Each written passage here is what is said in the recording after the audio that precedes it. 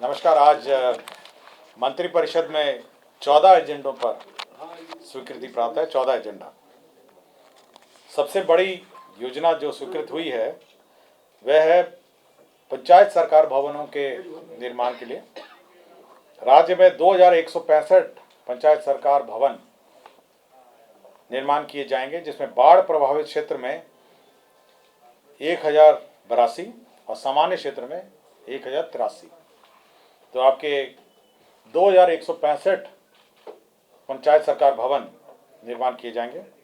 इसमें 6010 करोड़ 10,38,48,000 रुपये 6,010 करोड़ का इस पर व्यय होगा। 6010 करोड़ का व्यय होगा।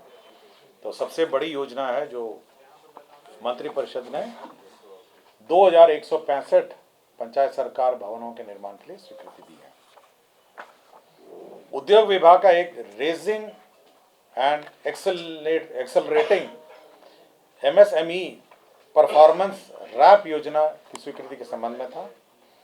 इसमें जो MSME जो उद्योगपति हैं उनको hand holding, training, capacity building, ये भारत सरकार की सेंट्रली स्पॉन्सर्ड स्कीम है। रैम्प करके है और इसके अंतर्गत 104.74 करोड़ की स्वीकृति प्राप्त हुई है। ये सेंट्रल सेक्टर योजना है, रैम्प योजना। सेंट्रल सेक्टर योजना का मतलब है कि 100% ये सेंट्रल सेक्टर योजना है। तो 140.74 करोड़ की योजना है जो बेसिकली आपके MSME सेक्टर में जो उद्योगपति हैं, जिसमें उद्यमों के सुधार एवं क्षमतावर्धन है, केंद्र राज्य सहयोग में तेजी लाना, प्रौद्योगिक उन्नयन योजना में प्रभावशीलता को बढ़ाना, सूक्ष्म लघु एवं मध्य उद्यमी योजना को वित्त पोषण से मजबूत करना, माइक्रो एवं स्मॉल एंटरप्राइजेस के लिए क्रेडिट गारंटी ट्रस्ट को और प्रभावशाली बनाना और विलंबित भुगतान के मामले को कम करना। तो ये जो MSME में जो समस्याएं हैं उसका समाधान और कैपेसिटी बिल्डिंग के लिए यह योजना स्वीकृत हुई। विज्ञान एवं प्रौद्योगिकी विभाग में जो आपके इंजीनियरिंग कॉलेज हैं, राजकीय इंजीनियरिंग कॉलेज हैं, उनके छात्र छात्राओं को इंटर्नशिप नीति एक स्वीकृत हुई है। इंटर्नशिप नीति के अंतर्गत एक इंटर्नशिप पॉलिसी लाए हैं, जिसमें 10,000 रुपये आपका इंटर्नशिप में दिया जाएगा और तीसरे सेमेस्टर के बाद 4 सप्ताह का, 5वें सेमेस्टर में 6 सप्ताह का और 7वें सेमेस्टर में 8 सप्ताह का प्रावधान किया गया है। और इसमें जितने सरकारी निगम हैं, हमारे सरकारी संस्थाएं हैं, उसमें इंटर्नशिप हो सकेगी और इनको इंटर्नशिप प्रोत्साहन राशि जो है वो 10,000 रुपये दे होगी। तो ये वन टाइम है। 8 सप्ताह के मतलब विज्ञान प्रौद्योगिकी विभाग द्वारा सातवीं सेमेस्टर में 8 सप्ताह के ऑफलाइन इंटर्नशिप करने वाले सभी छात्र छात्राओं को प्रति छात्र 10,000 रुपये मात्र की राशि प्रोत्साहन स्वरूप दी जाएगी। तो एक प्रोजेक्ट रिपोर्ट भी उनको तैयार करना पड़ेगा, मतलब जो रिक्वायर्ड टू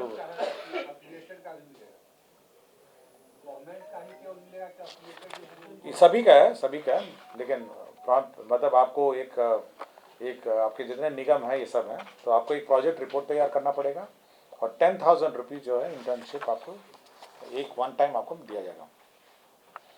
विज्ञान प्रौद्योगिकी एवं तकनीकी शिक्षा विभाग अंतर्गत कार्यालय प्रचारी की नियुक्ति चल रहा था और उसके बाद वो एडवर्टाइजमेंट रद्द हुआ और फिर से उसका जो संशोधित नियमावली उसके अंतर्गत परीक्षा लिया जा रहा था। तो पूर्व में जो परीक्षा शुल्क लिया जा रहा था उसके आलोक में नए परीक्षा में परीक्षा शुल्क नहीं लिया जाएगा। तो परीक्षा शुल्क जो है, आवेदन पत्र जो है फॉर राइटिंग एग्जाम लिखने के लिए जो परीक्षा शुल्क जो लिया जा रहा था, ये छात्र नहीं है, ये परीक्षा शुल्क आपका प्रति कैंडिडेट होगा ना। ये आपका 14 करोड़ था, 14 करोड़ था ये परीक्षा शुल्क था। 3,46,777 लोगों ने परीक्षा शुल्क भरा था और फिर से री एग्जामिनेशन हुआ तो परीक्षा शुल्क माफ करना, हाँ उन लोगों ने, कैंडिडेट्स ने दिया था 14,92,65,000। तो नए के लिए भी इतना ही लगा। पशु एवं मत्स्य संसाधन विभाग के 3 प्रस्ताव थे। पहला प्रस्ताव था ये बेहतर पशु स्वास्थ्य प्रबंधन एंड आधारभूत व्यवस्थाएं में 193 और केंद्र प्रायोजित राष्ट्रीय पशुधन स्वास्थ्य रोग नियंत्रण कार्यक्रम के अंतर्गत 96 करोड़ और राज्यांश के रूप में 64 करोड़, तो कुल 193.91 करोड़ का 193.91 करोड़ का योजना है। और इसमें जो पशु के डोर स्टेप डिलीवरी, मतलब पशु की पालकों को डोर स्टेप डिलीवरी की सुविधा उपलब्ध होगी। इसका मतलब यह है कि एक ऐप रहेगा और मोबाइल का कॉल सेंटर रहेगा, और कोई भी पशुपालक अगर चाहेंगे तो ऐप और कॉल सेंटर के माध्यम से आप सर्विसेज रिक्वेजिशन कर सकते हैं और उनको डोर स्टेप डिलीवरी डॉक्टर्स की और मेडिकल असिस्टेंट उनके पशु को मिलेगी। तो इसमें 193.91 करोड़ का व्यय होगा। दूसरा प्रस्ताव ये था जो प्रधानमंत्री मत्स्य संपदा योजना, जिसमें 1,04,04,90,43,000 रुपये ये योजना है, जो ऑनगोइंग स्कीम है। प्रधानमंत्री मत्स्य संपदा योजना जो है 2023-24 के लिए भी स्वीकृत हुई है। और तीसरा है ये RRDF, नाबार्ड के अंतर्गत RIDF लोन के अंतर्गत है, जिसमें 200 अदद एनिमल एम्बुलेटरी वैन, 8 अदद animal lifting and carrying vehicle, और राज्य स्कीम में ये 7/2 का भी पार्ट है, इसमें 41.38 करोड़ होगा। तो 200 एम्बुलेटरी वैन है और 8 एनिमल लिफ्टिंग व्हीकल भी हैं, तो इसके अंदर व्यय होगा।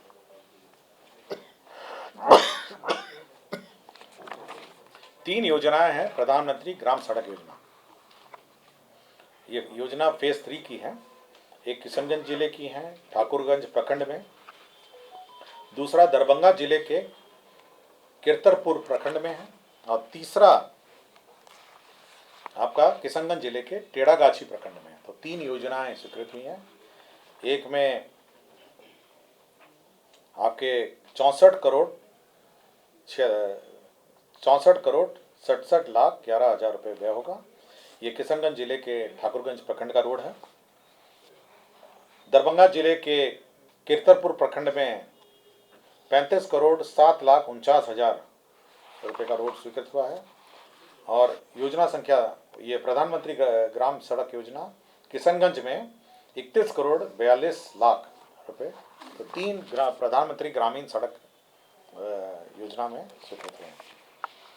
विज्ञान प्रौद्योगिकी एवं तकनीकी शिक्षा विभाग NIT पटना, आपको याद होगा कि 4 तारीख को माननीय मुख्यमंत्री जी गए थे वहाँ पे, और उन्होंने एक इंक्यूबेशन सेंटर स्थापित करने की घोषणा की थी 4 तारीख को। तो ये B+G+4 basement plus ground plus 4 और फर्नीचर सहित और अन्य जो इंक्यूबेशन सेंटर है NIT का, ये 47 करोड़ 76 लाख रुपए की स्वीकृति दी है, प्रशासनिक स्वीकृति। ये NIT द्वारा ही संचालित होगा। ये grant in aid science and technology विभाग द्वारा NIT को मुक्त किया जाएगा, और B+G+4 की बिल्डिंग होगी और फर्नीचर सहित होगा। आगामी लोकसभा चुनाव निर्वाचन में 2024 और 25 में जो पर्सनल मैनेजमेंट है सॉफ्टवेयर जो है, जिसके माध्यम से इलेक्शन पर्सनल का डिप्लॉयमेंट होता है, मॉनिटरिंग होता है, वह NIC द्वारा उनकी संस्था NICSI से कराए जाने का निर्णय लिया गया है। इसकी अनुमति दी गई है इलेक्शन विभाग को नॉमिनेशन के आधार पर।